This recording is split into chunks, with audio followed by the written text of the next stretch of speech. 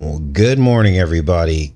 Oh my goodness, this time change is kicking my butt. I'll be honest with you.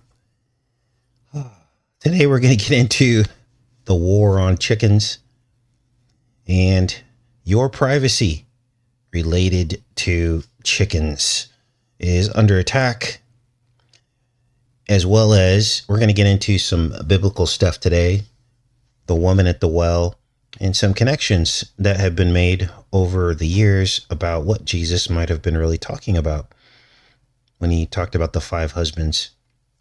This is going to be a fun show today. And we're also going to look into the surveillance state disclosure relating to a scrutiny incident near the White House, something I picked up on, as well as cornhole, dating, censorship. And finally, Trump's Scottish golf course gets vandalized. So I'm going to show you pictures of that. Maybe there's some clues in there as well. You know, before we get started, this whole Gene Hackman thing has gotten so creepy. One of you sent me some information about the hantavirus and it being, related to mRNA. This has to be a clue about the future of what's coming. I don't for 1 minute believe the official story that they're telling us, but they're going to put this label on it, this title on it.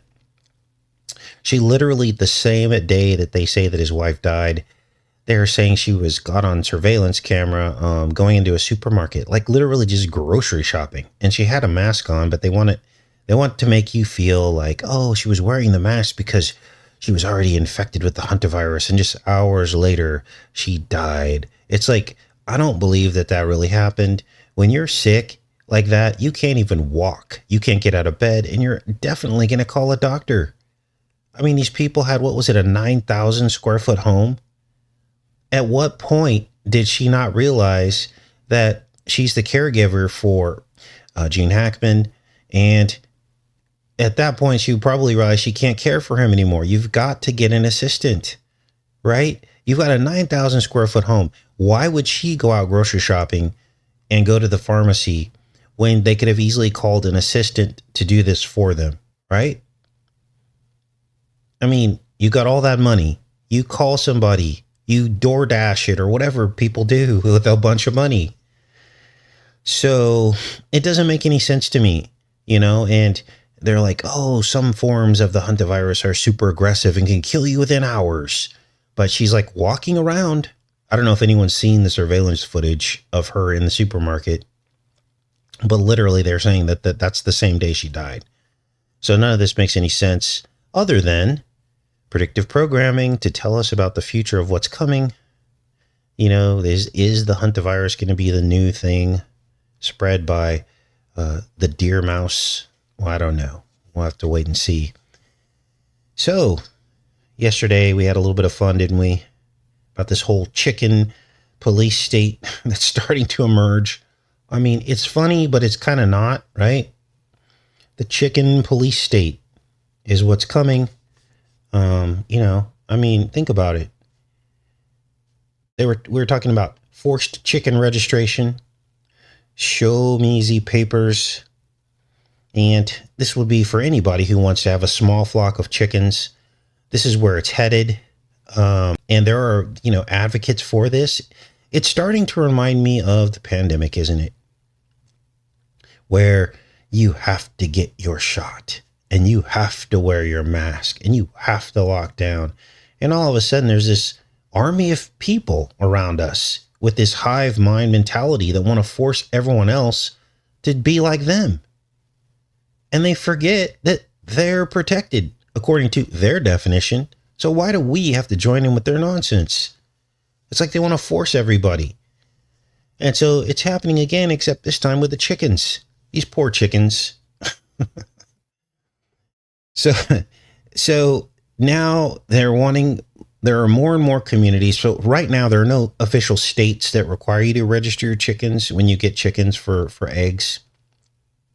But there are municipalities, and I believe there may be some local governments that require this. Now, we did kind of a poll last time. If you live in an area that requires you to register your chickens, and you're in the chat right now, Just chime in so everybody knows kind of the prevalence of this, so we can get a kind of an idea. But I fully anticipate that this is going to go full retard, that they're going to start making all municipalities do this. And there could even be a law passed, a federal law, to make you register Z chickens. So Z government can come and destroy your entire investment at the first sign of an outbreak. Now, some of these diseases are very aggressive, and essentially they say that they exist in the soil. Some of these diseases that chickens get, and essentially, if you don't have the proper sanitation equipment, there are instances where I can imagine the government would make you literally burn down your entire investment, your chicken coops, everything. Because they'll say, oh, the disease is not contained. This is about control, you guys. This is about control. Now, these large chicken farmers, they have all the necessary equipment. I mean, this is like hazmat stuff, you know? This is like a bad E.T. movie where everyone's in these tubes and suits. It's like, come on. So, at the end of yesterday's show, we were laughing a bit, but, about chickens being chipped and them being now called chipkins instead of chickens. Chipkins. Because some of these chickens are chipped. This is how ridiculous this has gotten. Now, this Atlantic article shows us the general attitude towards people who want to keep chickens. This is how they feel about us, okay? Now, I do want chickens at some point, and I don't want any infringement on people's rights to have chickens at all. In fact, I think it should be a very private thing. You shouldn't be publicly, you shouldn't like have rules put on you and get blasted and doxxed when you have chickens. But when we read through this article, you're going to see that it really comes across as them blaming small farmers for these outbreaks. That's the feeling I got after reading this article. And I left a comment down here. Let's read the comment. Let's see if it's still down here. They do not like me right now. I said, wow, they really don't want us to be self-sufficient, do they? I had 6 chickens yielding 4 to 6 eggs per day, and the cost was next to nothing. This article is slanted toward assuming people want to sell eggs as a business.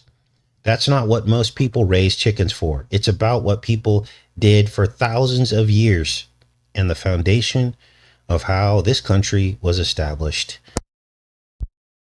Assumption otherwise is an assault on freedom and individualism. Some counties are already requiring you to register your chickens. Stand up now against tyranny. And of course, the comment is hidden. Nobody thumbs up the comment.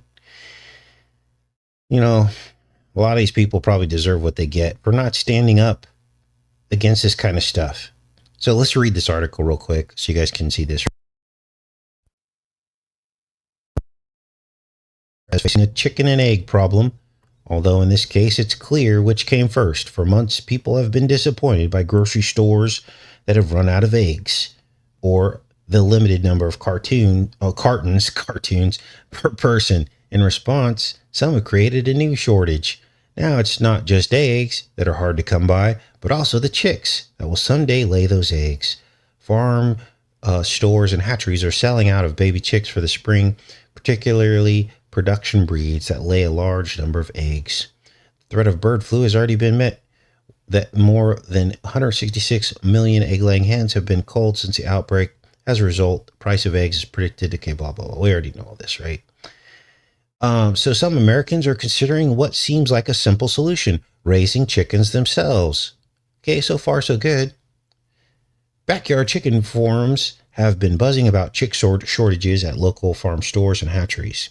And on Saturday, Brooke Rollins, the new Secretary of Agriculture, said in an Under the Henfluence, when I told my grandma that I was starting a backyard flock of chickens with only 3 hens, she scoffed. That wasn't nearly enough for a flock. You need 25 at least, she told me. On the farm where she'd grown up, her mother had kept a flock of a few hundred, and that did add up to real money. Those chickens paid for her school books and piano lessons, and they kept the family in eggs.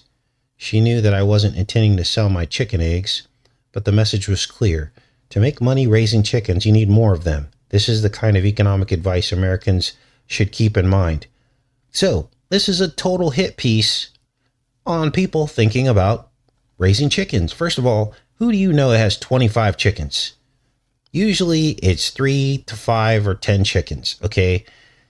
And they're making it sound like everybody wants to have a chicken business. And that's simply not the case. We just want the right to have some chickens. So this is the kind of stuff that they're programming people with to deter you from this. So here's the question. What has changed in the last 6,000 years since man has raised chickens? And if we all sat down and thought about it, about the only thing that's changed is that the rise of the commercial chicken farms. They've gotten larger and larger. And what are these commercial chicken farms doing? They are vaccinating chickens more and more.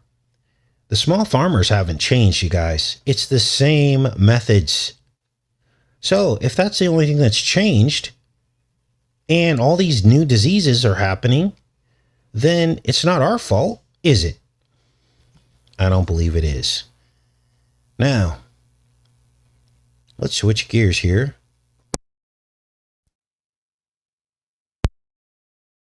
We're going to talk about the woman at the well. Now, ignore the source here. I'm not a Catholic. I think this is from a Catholic article. We're going to look at the word and also history, because there seems to be an explanation. This is the best explanation I've heard since I was looking into this verse about Jesus with the woman at the well. Because I thought to myself, in the beginning, of course, Jesus is the well of infinite water. And we did do a study on this regarding the spinal cord, remember? And we compared the spinal cord to a well. And in fact, these wells were made in such a way. Back in the ancient times, they would dig a hole and they would basically install rings of blocks. This is how the wells were made. And it almost looked like a spinal column going up. And we also realized that in the human anatomy, once you get to the top of the brain, there are these structures inside the brain that look like a crown of thorns. And this is what produces the cerebrospinal fluid. It comes out of the brain. And it's a well of infinite water. It keeps producing this cerebrospinal fluid. And I believe it is an analogy or a metaphor in how our bodies were built to reflect the glory of God, right? Because we are made in his glory. And so we did a whole video on that, showing you the comparisons, and that what Jesus was offering the woman at the well was everlasting life and an end to these husbands, quote unquote husbands, that she had. And essentially she was spiritually married to Jesus, right? So I'm researching this the other day, and according to this, because she was a Samaritan woman, right? Well, the history of Samaria had 5 different false gods. And I was like, ding, ding, ding, ding. We have ourselves another revelation. Well, let's read. It says the Samaritan woman's matrimonial history has an uncanny parallel in the religious history of Samaria itself. Samaria was once part of the northern kingdom of Israel, which had broken off from the Davidic kingdom. The king of Assyria brought pagans into Samaria to settle there. This is 1 Kings 17:24. Interestingly enough, 1 Kings 17:30 through 31 tells us there were 5 groups that settled there, each worshiping their own pagan gods. The Babylonians worshipped Marduk. The men of Cuth worshipped Nergal. The men of Ava worshipped Nibhaz and Tartak. The men of Sepharvaim worshipped their city gods, and King Hadad worshipped Anath. Even though the Israelites were joined in covenant to the one true God, they intermarried with these foreigners and adopted their worship and practices. This is why the Jews wouldn't have anything in common with the Samaritans, because their assimilation with these pagan gods had defiled them. Samaria, like the woman at the well, had 5 husbands and was estranged from her true husband. Whoa, that is chilling, isn't it? Now, had you guys ever heard about this? The comparison of the Samaritan woman and the 5 false gods that her people worshipped. I had never heard of this, so I thought that was kind of cool.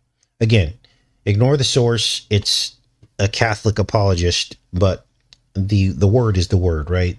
And of course, a lot of truths will cross over, even in some of the false religions. So, what else is going on, you guys? Oh, check this out. There was a DC Scrooter. We call them Scrooters here on this channel if you're new, because censorship is still alive despite Trump being in office. Look, here's the comment I left. I said, how did they know he was on his way to DC and was feeling the way he was feeling? Surveillance state confirmed. So what actually happened? Let's go back up to the top here. Secret Service shoots a man brandishing a firearm near the White House. Let's see if this guy has anything to say. Let's check this out here. Let's rewind. Be kind, rewind.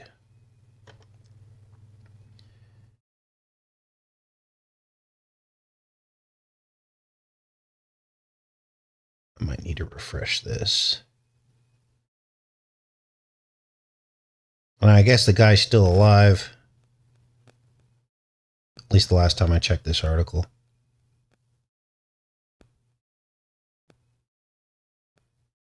Announcing overnight that agents shot an adult male following what they called an armed confrontation near the White House. According to a statement from the Secret Service, local police shared information about a, quote, suicidal individual who may have traveled to Washington, D.C. from Indiana. Members of the Secret Service say they encountered the man near the Eisen Executive Office building, 1 block from the White House. As officers approached, they say the man brandished a firearm and then was shot by officers. He was hospitalized. His condition is still unknown, but there are no injuries reported to Secret Service. The Scrooter. Okay, let's go in here and see what's going on here. A man carrying a firearm was shot. Okay, they had been contacted on Saturday by local police. Said a suicidal individual may have been traveling to Washington from Indiana, according to this statement. So, how did they know he was on his way? And then they had a description of the guy, and then they matched that up with what they were looking for, and that's when there was a confrontation and they shot him. You guys, this is the surveillance state. This is what they're doing. They're tracking people. They're tracking your credit card purchases. The minute you become, a person of interest is when you start to become tracked, all right? And it doesn't mean that they're going to track everybody. They just simply don't have the time and resources to do that.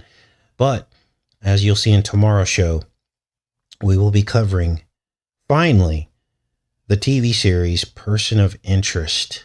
And I actually watched the first episode so far, and it's about a machine that can predict when somebody is going to die. What is the machine? A data center. Stargate AI. Now, they don't call it Stargate AI, but in the very first episode of the series, they show a massive data center. Now, remember, Person of Interest came out in 2011. And here we are now, and one of Trump's main expenditures for this administration is a massive data center, essentially a brain. And they're making statements about artificial intelligence. And they have even a new term called artificial general intelligence, AGI. And they're talking about portals and warp speed and achieving things almost on a supernatural level that could not be achieved before. So how do the people of Person of Interest know this back in 2011? Well, we all know how they knew. Because the agenda has been the agenda all along. So that will be tomorrow's show. But, censorship is real, you guys. So I pull up this article, came up in my feed. This Cornhole League inspired a bounty hunt for single men. It's now sold out. So, when you put up a story like this, You have to expect that there's going to be some jokes. But now we live in 2025 where you can't make jokes about a cornhole tournament and dating, right? I mean, wow. So, a bounty for men, really? So I made some comments. We all have heard of Beavis and Butthead, right? So I was making some jokes. I think all I said was, he said cornhole. And then I put like Beavis and it got censored. And I know it's a bit crude, but you know, as I always tell you guys, if we don't laugh about some of this stuff, we will go crazy. But anyway, let's read some of this in silly newscaster voice.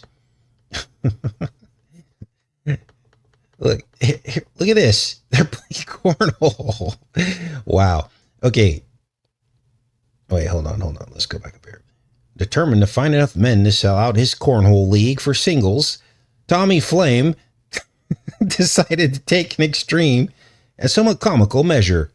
He put out a bounty for straight single guys. The offer, $50 to any person who would refer their straight single friends to sign up for the New York City edition of the event, which drew over 100 participants this week. It's a marketing strategy that Flame has successfully used since he started the event in Chicago in November. His league, Silly Sports, has been such a success that it has sold out events in 20. So they're making jokes themselves about this. But you can't make a joke in the comments. In real life, dating events have surged in popularity since the COVID-19 pandemic as people grow increasingly tired of the revolving door of dating apps. Wow. Cornhole. All right. What else is going on, you guys? Did you hear about this one? Look what happened to Trump's golf course. People are mad. Apparently, these were some pro-Palestinian protesters. This is Trump's Turnberry golf course. Look at what they did. It looks like blood spattered all over the front of this thing. They knocked over like lamps and things. They tore up the green. Now it's interesting, this whole green thing, right? Because we did a story a couple of years ago when Trump's ex-wife died, and he literally buried her at his Bedminster golf course in New Jersey, in the golf course. Now I looked this up as to why somebody would do this. And apparently, at first I thought that, there's some kind of tax write-off. Like if you turn your property into a cemetery, you can get a tax write-off. But then so there are actual channels out there telling people to bury their dead relatives on their property. But when you dig deeper into this, you actually do not qualify for that because the property has to be used exclusively as a cemetery. It can't just have people buried on your property, right? But look at this. It says a pro-Palestinian group has vandalized parts of Donald Trump's Turnberry golf course in Scotland. Palestine Action posted photographs on social media showing red paint daubed across one of the buildings at the Ayrshire course. The words "Gaza is not for sale" are sprayed across one green, and another green appears to have been dug up. Further photographs show a damaged lamppost at the resort owned by the Trump organization. A spokesperson said it was a childish criminal act. Now, no doubt there will be camera footage and everything else of all this, and they're probably going to go after these people. But wow, that's pretty insane, right? Look at here's where they dug up the green. They had shovels or something, and they just dug up the green. So I wonder if this is, multifaceted, this protest, because it's all about the blood on Trump's hands, right? So they put the blood on the front of the building and then dug up the green, almost like bodies being buried there. So this almost had some kind of a spiritual overtone to it, didn't it? And hallowed ground, maybe. And so they dug it up. Wow, crazy. So this is what's going on in the world, you guys. There's the broken lamppost. All of that. We've done a lot of work on this particular golf course in Scotland, didn't we? In some of our Scottish prophecy videos about Trump. There's a White Horse Spa at this golf course. We looked at the logo.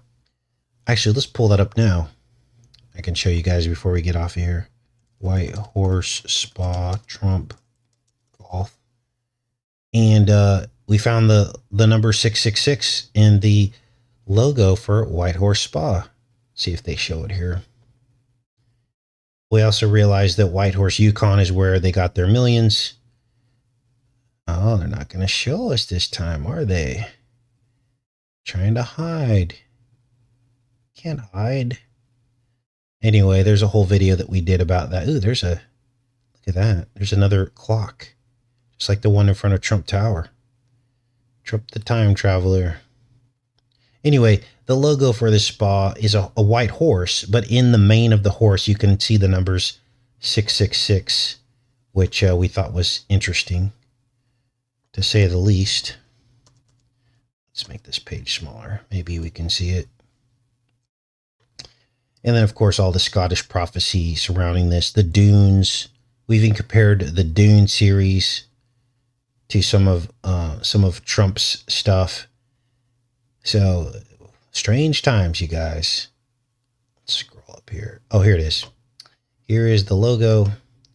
And as you can see, clearly encodes 666 in the mane of the horse. It's actually twice. So you can see it here first. And then in the top mane, they're essentially spirals. And then down here, this is the official logo. They have like a Facebook page. So, very, very strange. And I think that's about it for today, you guys. Oh, here's the story on Gene Hackman. And the rest of the details about what happened. So I'll put a link to this as well. Let me go back into the chat. Good morning.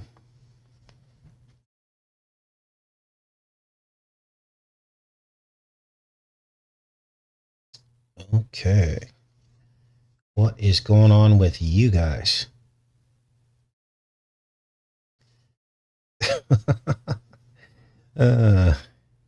They vandalized Stonehenge too.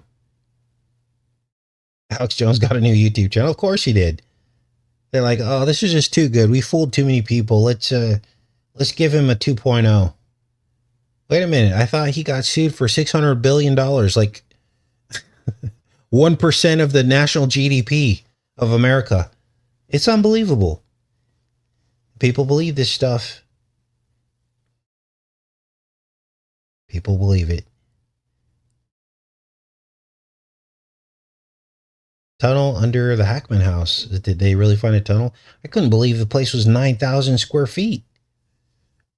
That is a lot of square footage, you guys. That's a complex.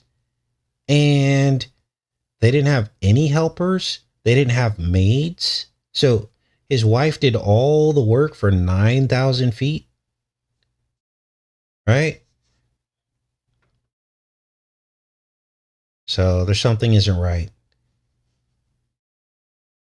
Hackman thing reminds me of the episode of Family Guy with Lois' dad in his secret society. Gene would be the oldest one in the group.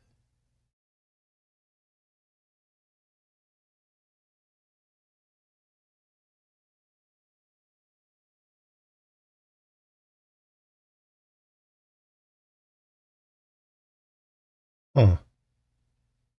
Yeah, Hackman sounds like Pac-Man.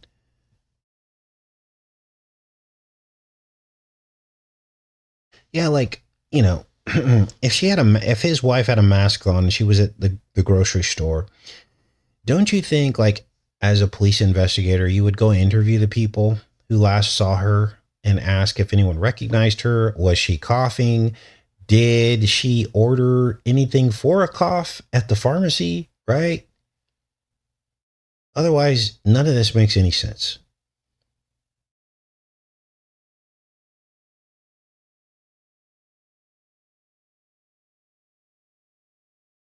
You got to have quite a bad rodent problem to get the hantavirus.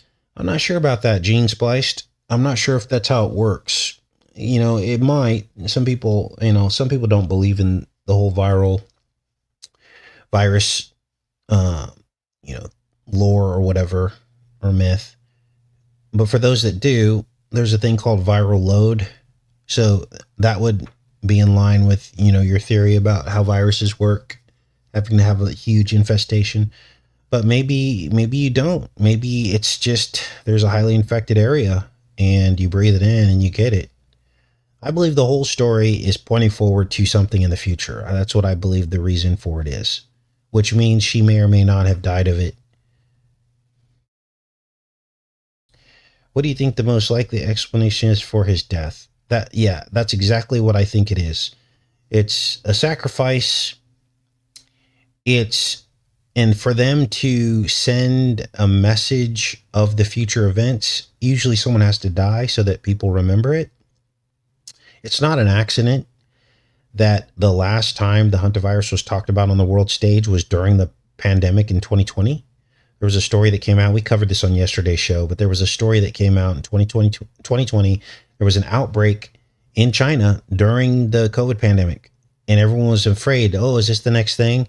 So here we are, fast forward 5 years later, and this has to be what it's about. It's like they're basically telling us what's going to happen. And the reason why they probably chose Gene Hackman is because, ready? It's about hacking the genes. It's the mRNA. So they had to choose him.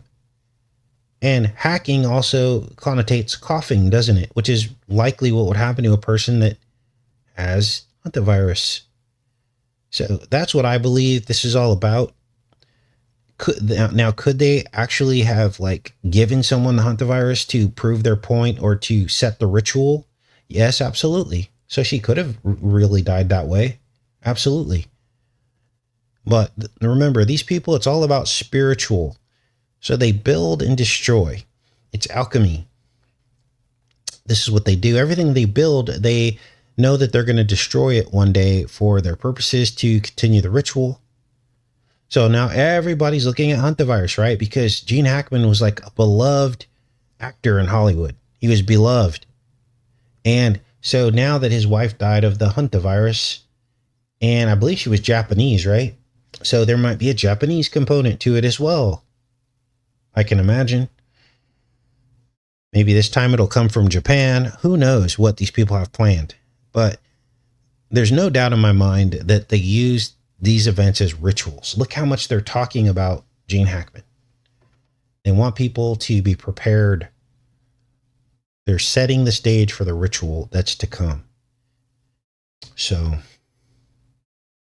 that's my belief system anyway. And even the chickens, the chickens play into this too on some level. Remember, a lot of these vaccines are cultured in chicken eggs. So again, setting the stage for a future, I don't know, vaccine. I don't know what these people are up to. But weird nonetheless. Oh, wow, Japan's testing new mRNA systems. I did not know that. Joe says, when do the chickens come home to roost?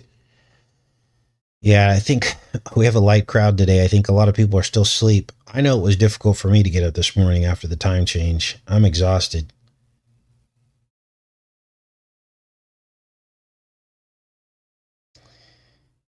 All right. What else is going on?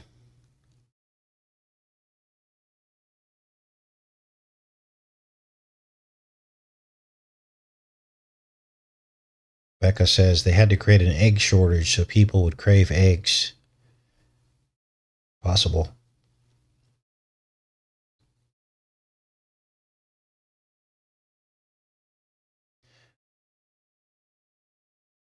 Still think it's a setup for the Mexico conflict, says Conspiracy Queen.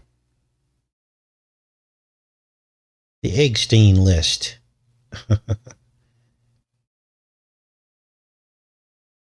Yes, hacking the genes means transhumanism.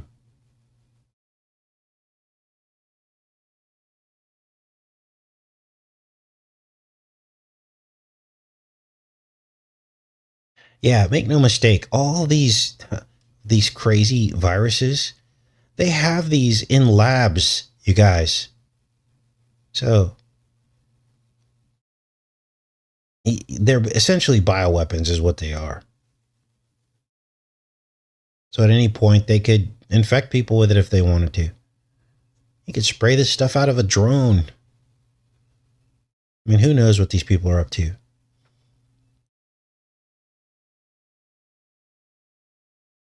Our new Attorney General agent encouraged people to have their own chickens, says Brenda.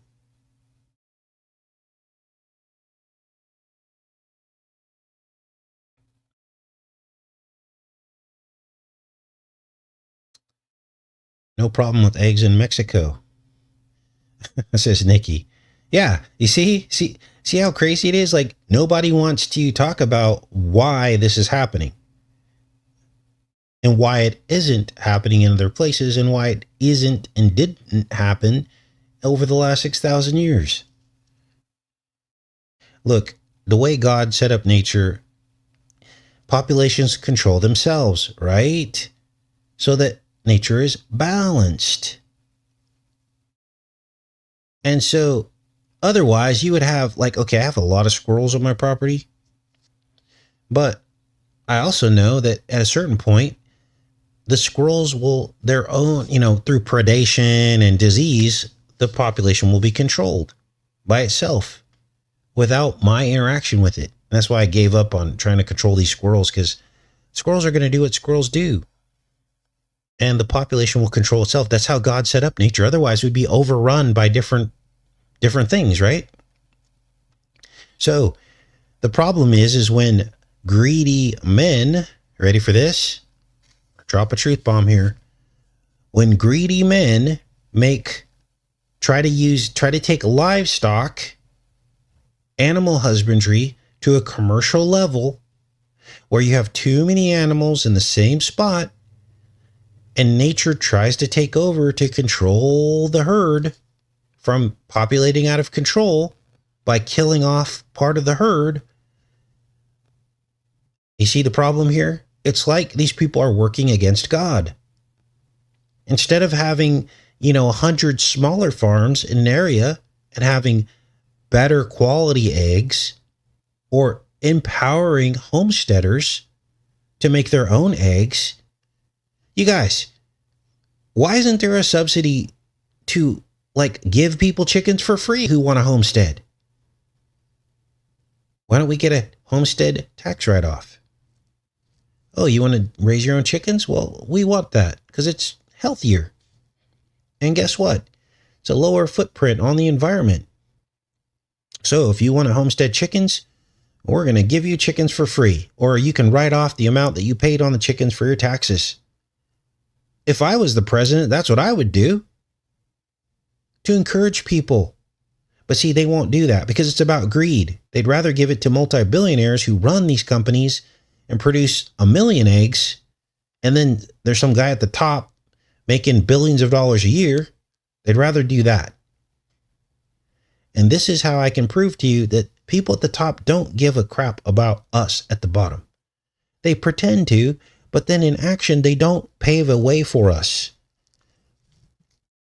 Trump, we don't want a freedom city. We want to be free on our own land. We don't want to be in a freedom city. But people buy this nonsense.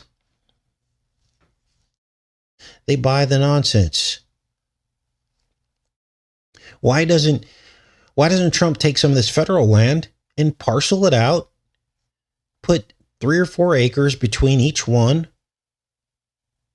parcel, and allow homesteaders to go live on our land?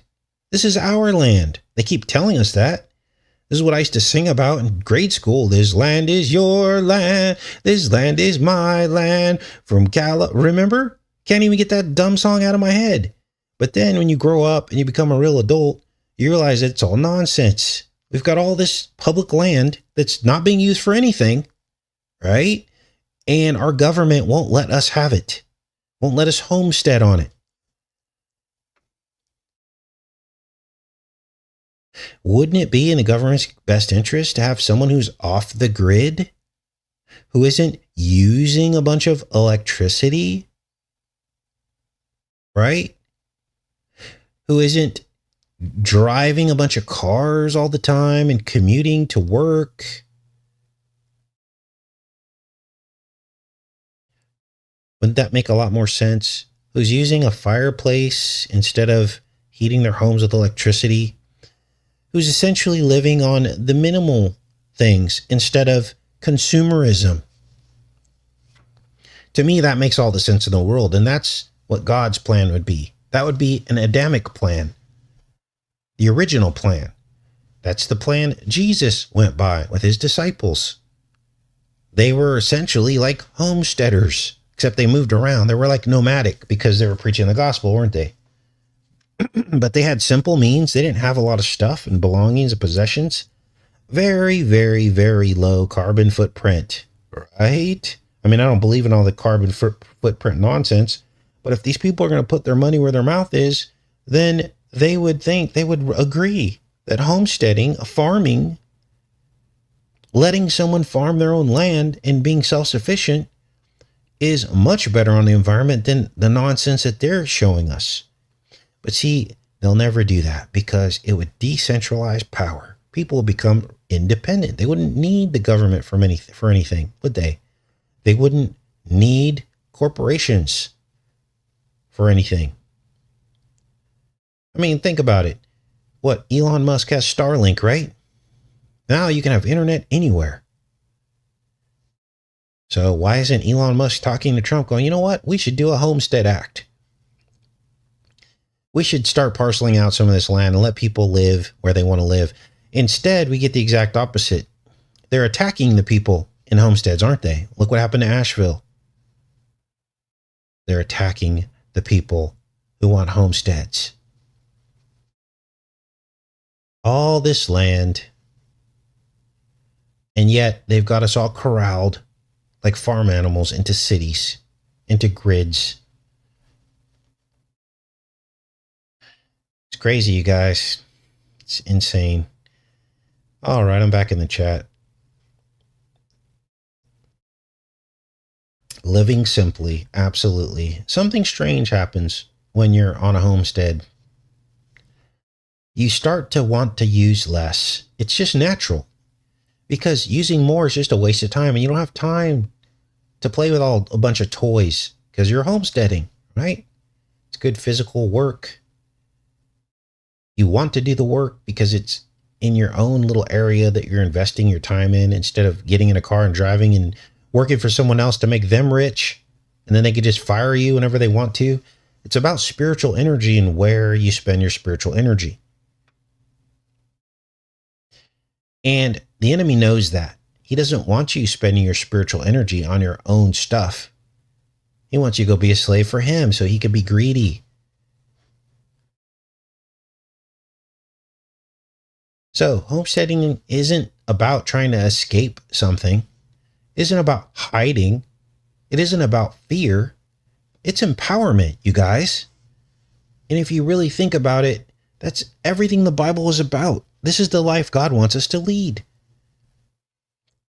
Cain built the first city. Cain. City was called Enoch, probably after his child. The dark Enoch. There are two Enochs in the Bible. So, divide up the land, give everybody an acre or two, separate it by a few acres so everyone's not on top of each other and there's plenty of resources. And I don't know if they should I don't even know, because you got to make sure that it's not going to turn into a slum, right? There should be some parameters, I guess. Maybe you have to show your ability to do it or something. And there should be some rules and controls, because you don't want people just turning that into another business and like trying to, like scam it or something, like put like storage units on it and then charge people. That's not what the purpose of it is for. The use of it is so you could be a homesteader. So that should be the only limitations of it. Like it should be for people who want to homestead and who prove they are homesteading on some level. I don't know. The land should not cost money, you guys. Land should not cost money. I can imagine that if God was running everything down here, he would give you the amount of land that you would actually use. So he would say, okay, if this is the land you're going to use, this is what you get, and maybe a little bit of space around you, but you're not going to get 100 acres because you're not going to use all that. And that should be enough for other people. Right? So I don't know. Maybe I'm crazy.